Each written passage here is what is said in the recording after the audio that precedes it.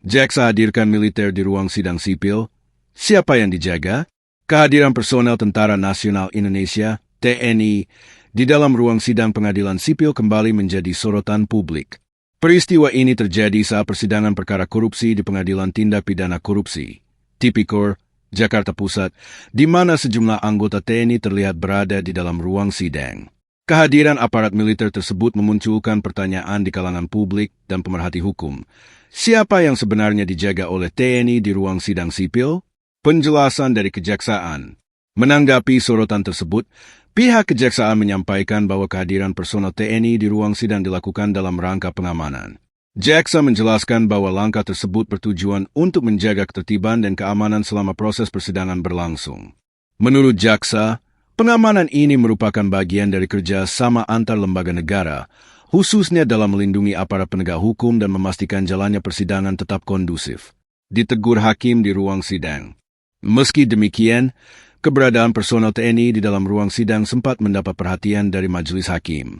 Hakim menegur posisi aparat militer yang berada di bagian depan ruang sidang karena dinilai mengganggu pandangan dan tata tertib persidangan. Hakim kemudian meminta agar mereka berpindah ke tempat yang lebih sesuai. Teguran tersebut menunjukkan bahwa pengadilan tetap menegakkan prinsip independensi dan tata tertib persidangan, terlepas dari siapapun pihak yang hadir di ruang sidang.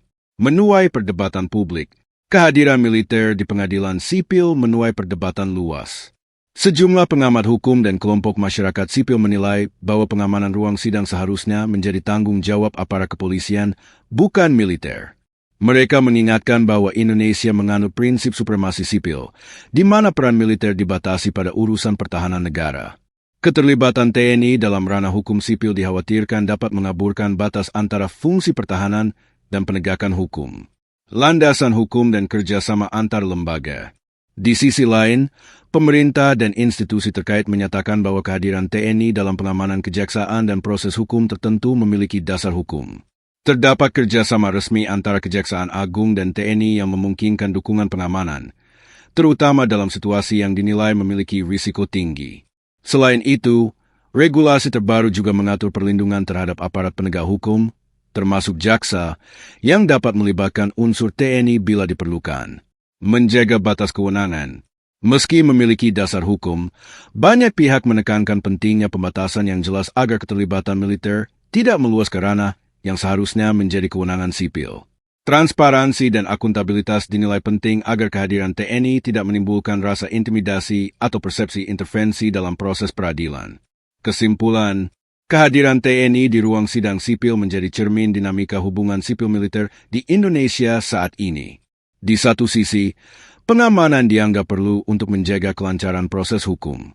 Namun di sisi lain, peristiwa ini memunculkan kekhawatiran akan potensi bergesernya batas peran militer dalam kehidupan sipil. Perdebatan ini menunjukkan bahwa isu supremasi sipil, independensi peradilan, dan profesionalisme aparat negara masih menjadi perhatian penting dalam praktik demokrasi dan penegakan hukum di Indonesia.